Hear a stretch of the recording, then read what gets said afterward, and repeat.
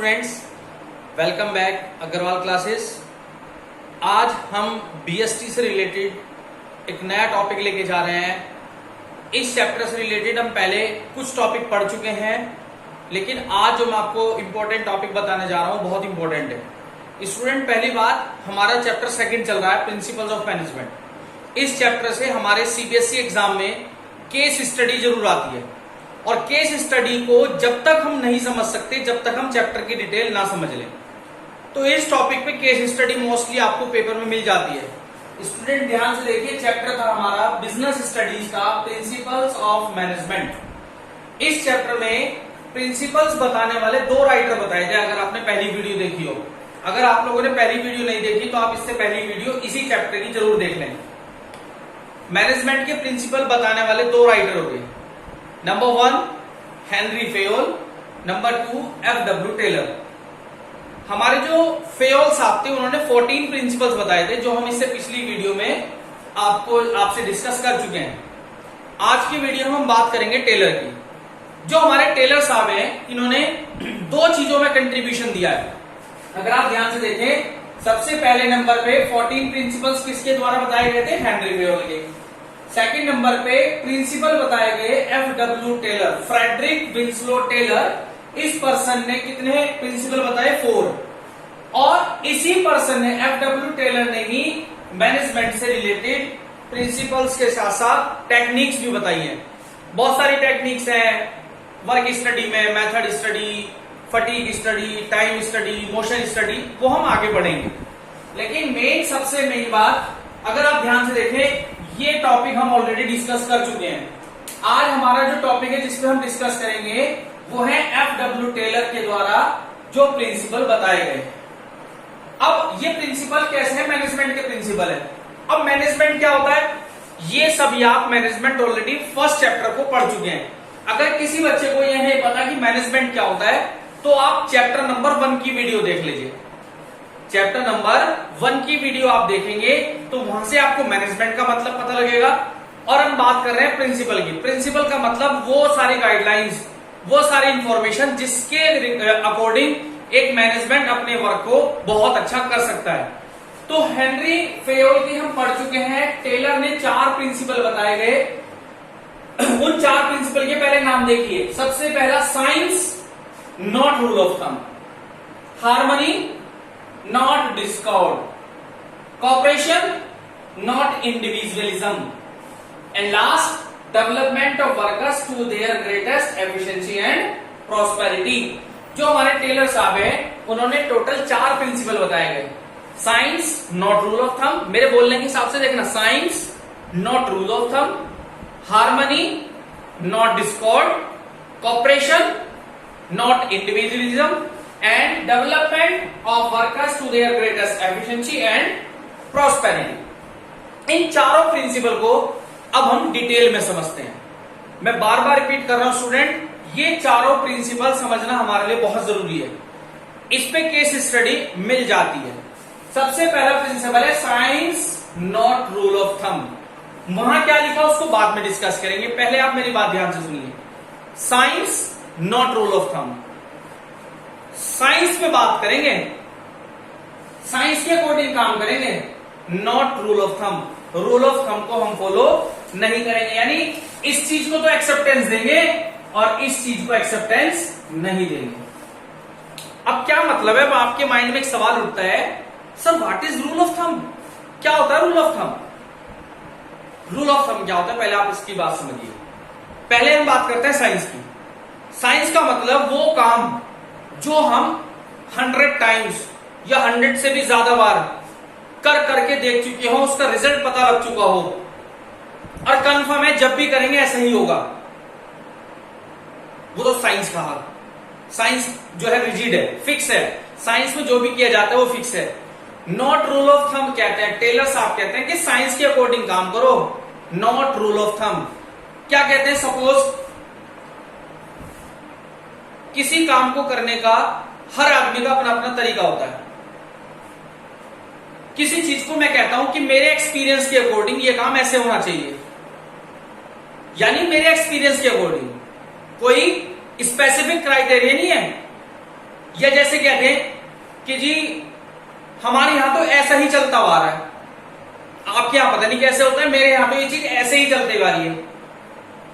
यानी कुल मिला के नॉट रूल ऑफ थंब का मतलब वो असम्पशंस केवल हमारे द्वारा बनाई गई ना हो, सर मेरे अकॉर्डिंग तो ऐसा होना चाहिए। Not rule of thumb, hit and miss method नहीं चलता। ट्राई करके देख लेते हैं, हो गया तो ठीक, नहीं हुआ तो ठीक ना, ये काम नहीं चलेगा। जिस चीज पे आपको अपना कॉन्फिडेंस बन चुका हो, ऐसा करेंगे तो ऐसा ही होगा, तय है, फिक्स है, कोई कर लो ऐसा ही होगा, इस पे हम वर्क करेंगे, ना कि रूल ऑफ थंब। मेरे अकॉर्डिंग तो ऐसा होना चाहिए, मेरे पिछले 15 साल के एक्सपीरियंस से ये चीज ऐसे आनी चाहिए। या चल आज एक काम करते हैं, ट्राई करके देखते हैं, हो गया तो ठीक, नहीं हो गया नहीं सही। हिट एंड मिस मेथड, इसको क्या बोलते हैं, हिट एंड मिस मेथड। ऐसा नहीं होना चाहिए, यानी तुक्का हमें नहीं मारना, जिस चीज पे हम कंफर्मेशन हो, ना हमें अपनी इंडिविजुअल परफॉर्मेंस देनी है कि जी मेरे अकॉर्डिंग, मेरे एक्सपीरियंस के अकॉर्डिंग, या मेरे पापा ऐसा करते थे मैं भी ऐसा ही करूंगा, किसी और के यहाँ कोई चीज कैसे होती है, किसी के यहाँ कोई चीज कैसे होती है, मेरे यहाँ तो ऐसे होती है नहीं। तो इसका मतलब टेलर साहब कहते हैं कि जो भी काम हो वो साइंटिफिकली हो, रूल ऑफ थंब के अकॉर्डिंग ना हो। टेलर बिलीव करते हैं, जो टेलर साहब हैं फ्रेडरिक विंसलो टेलर, वो बिलीव करते हैं that there was only one best method. हर काम को करने का बस एक ही मेथड होना चाहिए, ये नहीं कि कोई आदमी किसी मेथड से, कोई आदमी किसी मेथड से। One best method to maximise the efficiency. Workers के काम करने की एफिशिएंसी एक ही मेथड से बढ़ेगी जब एक ही काम को हम कंटिन्यू करते चलेंगे। वैसे जो टेलर साहब है ना, उनका जो फोकस था वो ज्यादा से ज्यादा वर्कर्स पर रखा गया। टेलर साहब ने अपने प्रिंसिपल पे सबसे ज्यादा फोकस किस पे रखा, वर्कर्स पे। तो पहला प्रिंसिपल स्टूडेंट मुझे उम्मीद है समझ में आया होगा, science not rule of thumb. Science पे काम करेंगे, not rule of thumb. Second, harmony not Discord, यानी हार्मनी को फॉलो करेंगे, नॉट डिस्कॉर्ड को फॉलो नहीं करेंगे। पहले होता क्या है, हार्मनी क्या होता है, नॉट डिस्कॉर्ड क्या होता है। हार्मनी का मतलब हम सबको मिलके रहना। हार्मनी का मतलब मेरी बात आपकी बात, मुझे आपकी बात माननी है, आपको मेरी बात माननी है। हार्मनी मतलब दोनों का तालमेल बहुत अच्छा होना चाहिए। हमारे यहाँ दो चीजें होती है, तालमेल किसके बीच की बात, एक मैनेजमेंट और एक वर्कर्स। दो पोर्शन है हमारे सामने, लड़ाई अगर होगी तो उन दोनों के बीच में होगी, मैनेजमेंट की और वर्कर्स के। क्या होता है, कई बार वर्कर्स बहुत सारी मेहनत कर रहे हैं, लेकिन जो ओनर है जिसके यहां वो काम कर रहे हैं, वो सोचता है और लेबर काम नहीं कर रही। लेबर क्या सोचती है, हम इतना सारा काम कर रहे हैं लेकिन मालिक हमें पेमेंट नहीं करता। यानी दोनों एक दूसरे के अपोजिट हो चुके। लेबर के अकॉर्डिंग मैनेजमेंट उनका ध्यान नहीं रख रहा, या मैनेजमेंट सैलरी नहीं दे रहा, या मैनेजमेंट फिर भी उन्हें कहता है कि ये काम नहीं कर रहे, लेकिन मैनेजमेंट के अकॉर्डिंग लेबर काम नहीं कर रही, और लेबर के अकॉर्डिंग मैनेजमेंट को उनके काम की वैल्यू नहीं पता। तो यानी हमें जो भी काम करना है वो हार्मनी में रह के काम करना है, हम सबको मिलके रहना है। हम सबको किसको, मैनेजमेंट को और वर्कर्स को। Taylor emphasis that there should be complete harmony between the management and the workers. हमें वर्कर्स के और मैनेजमेंट के बीच में हार्मनी, जैसे कहते हैं ना सॉफ्ट नेचर, वो रखनी चाहिए। दोनों को एक दूसरे की बात समझनी चाहिए। इन्होंने एक वर्ड को स्पेसिफाई किया जिसको मेंटल रिवॉल्यूशन कहते हैं। ये मैं आपको बता दूं, मेंटल रिवॉल्यूशन हमारी टेक्निक भी है। जो हम टेक्निक्स पढ़ेंगे ना, तो ये मेंटल रिवॉल्यूशन हमारी टेक्निक भी है। तो मेंटल रिवॉल्यूशन हो जाना चाहिए किस किस के बीच में, मैनेजमेंट और वर्कर्स के बीच में। मेंटल रिवॉल्यूशन का मतलब दोनों के माइंड जो है फुल फ्लैश फर्निश्ड हो जाने चाहिए कि लेबर को जरूरत है मालिक की, मैनेजमेंट को जरूरत है लेबर की, और लेबर को जरूरत है मैनेजमेंट की। यानी यहां पर दोनों के रिलेशन पे काम किया गया, दोनों की महत्वता दिखाई गई, दोनों की इंपॉर्टेंस बताई, दोनों को एक दूसरे की जरूरत है। मैनेजमेंट को जरूरत है वर्कर्स की, और वर्कर्स को जरूरत है मैनेजमेंट की। यानी हार्मनी नॉट डिस्कार्ड में हमें मिलकर रहना चाहिए। यहां पर हमने सिर्फ रिलेशन पे ध्यान दिया। लेकिन तीसरा प्रिंसिपल कहलाता है कोऑपरेशन नॉट इंडिविजुअलिज्म। सेम चीज है लगभग, कोऑपरेशन नॉट इंडिविजुअलिज्म। अगर हम इस हार्मनी नॉट डिस्कार्ड को और डिटेल में जानने की कोशिश करें तो हमारा तीसरा प्रिंसिपल बन जाता है, जिसको हमने क्या कहा, कोऑपरेशन नॉट इंडिविजुअलिज्म। यानी this is the extension of the principle of harmony not discard. अगर हम हार्मनी नॉट डिस्कार्ड को और एक्सटेंड कर दें और डिटेल में जाने की कोशिश करें तो हमारा नेक्स्ट प्रिंसिपल अराइज हो जाता है, जिसको स्टूडेंट क्या नाम दिया, कोऑपरेशन नॉट इंडिविजुअल। यहां पर जो सबसे ज्यादा फोकस किया गया वर्क के ऊपर। पिछले में क्या बताया कि दोनों को एहसास दिला दिया कि मैनेजमेंट को वर्कर्स की जरूरत है, वर्कर्स को मैनेजमेंट की जरूरत है। लेकिन इस तीसरे प्रिंसिपल पे इन्होंने काम किया, इन्होंने जो फोकस डाला है टेलर साहब ने, वो वर्क पे।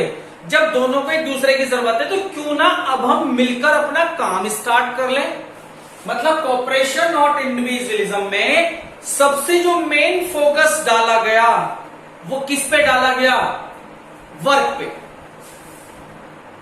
According to Taylor, there should be at almost equal division of work responsibility between the workers and management. Taylor साहब ने ये भी कहा कि जो मैनेजमेंट और वर्कर्स हैं, यहां पर डिवीजन जो है वो इक्वल होना चाहिए।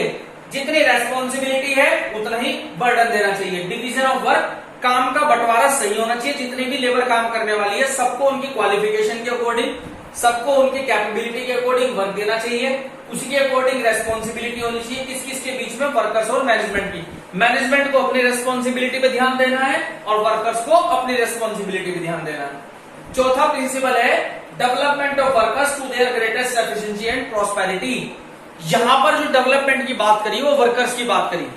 अगर एक ऑर्गेनाइजेशन को सक्सेस होना है तो वर्कर्स को डेवलपमेंट दे दो, वर्कर्स को टाइम टू टाइम ट्रेनिंग दे दो, वर्कर्स को जो भी रिक्वायरमेंट है, नई टेक्नोलॉजी आई है उसको एक सेमिनार में भेजो, ट्रेनिंग दो उसको अच्छी सी कि भाई आप पहले इस टेक्निक को अच्छे से पढ़ के आइए।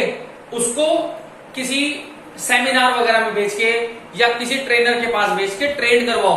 अगर हमारी लेबर ठीक है तो हमारा प्रोडक्शन तो ऑटोमेटिक ठीक होना है। तो ये कहते हैं कि अगर हमें किसी चीज का डेवलपमेंट चाहिए तो किसके थ्रू मिलेगा, वर्कर्स के थ्रू। तो डेवलपमेंट हो वर्कर्स का और उनकी ग्रेटेस्ट एफिशिएंसी एंड प्रॉस्पेरिटी बढ़नी चाहिए। अगर लेबर काम करती है तो उसको मोटिवेशन भी मिलना चाहिए। मींस सारा जो फोकस डाला गया ऑर्गेनाइजेशन का डेवलपमेंट किस पे डिपेंड बताया गया, वर्कर्स के ऊपर। तो स्टूडेंट इस वीडियो में हम 14 प्रिंसिपल तो पहली वीडियो में पढ़ चुके थे। इस वीडियो में हमने दोनों 4 प्रिंसिपल जो थे एफडब्ल्यू टेलर के वो भी पढ़ चुके। नेक्स्ट वीडियो में हम पढ़ेंगे टेलर के द्वारा बनाए गए टेक्निक्स, जो हमारे टेलर ने कंट्रीब्यूट करी है टेक्निक्स, वो टेक्निक्स कैसी हैं, किस तरीके से फॉलो होती हैं। होप आपको ये वीडियो अच्छी लगी होगी और इसके साथ साथ वीडियो को लाइक और शेयर करना जरूर ध्यान रखना। Okay, thank you and have a nice.